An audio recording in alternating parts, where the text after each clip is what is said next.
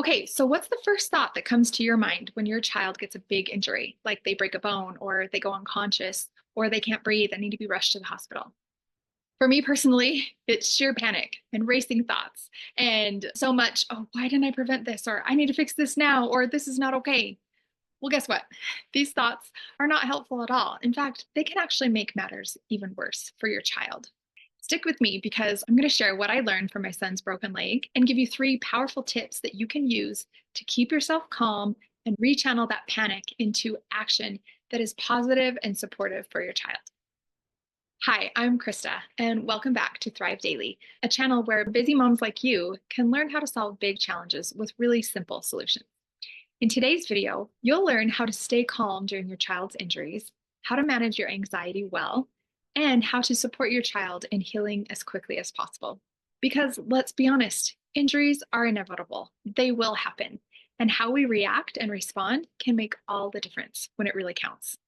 But before I share my story, I'd love to hear from you.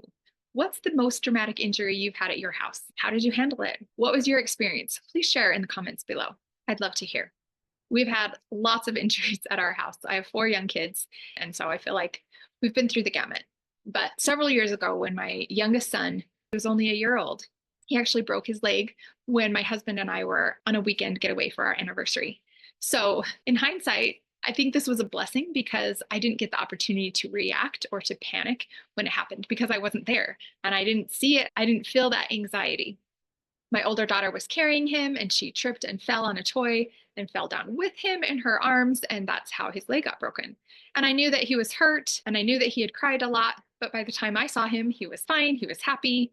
We didn't even realize that he had broken his leg until the next morning when I noticed he still wasn't putting weight on it, and I just had the thought to maybe take him in to get him an x-ray, and sure enough, that confirmed the fracture, which also stirred up a bit of guilt inside me because I didn't take him in sooner. I had no idea that he had a broken bone, and I could have taken him in sooner to find this out, but he seemed like he was okay.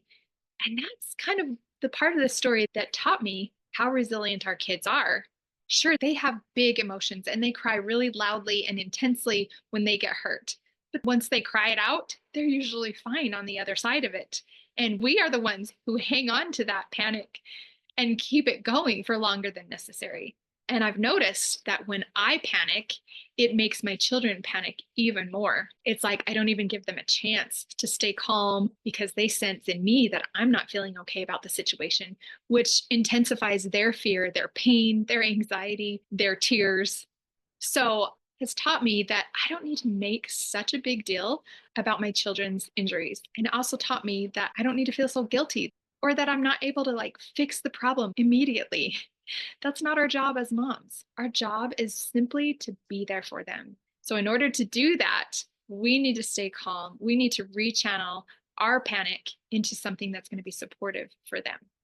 So, I have three tips I want to share with you that can really help us as mothers rein in our emotions to stay more calm so that we can be the support that our child needs most. Okay, number one, the number one thing I want you to remember in times of injury is that kids are resilient. If we understand how quickly they can bounce back, it can help us to just breathe deep and just bear through it. Because knowing that our children are capable of handling more than we know can really help to calm down our nerves. So that's number one. Number two, our children will mirror whatever emotions we're feeling. So if we can come to them with a sense of power, presence, and peace, they will feel more secure and more safe inside. And really, isn't that the goal? The biggest thing we can do to fix the problem in the situation is to help them to feel stronger and to know and trust that they're going to be okay. Yes, I know this is hurting, but guess what? Your body is amazing and your body is going to get through this. Your body is strong and it knows exactly what to do in the situation. Okay, and number three, the last tip I have for you is to focus on comfort, not guilt. The easier thing to do is to focus on giving them comfort because that's easy. It's difficult to try to fix something, but we know how to give love. And if we focus all of our energy and efforts there, it will be so much easier for us and so much easier for your child. All they need from you is to know that they're safe, to know that they're going to be okay, and that they're not alone. Just tell them, I'm here for you. I know this is hard, but I'm right here with you, and we're going to get through this together.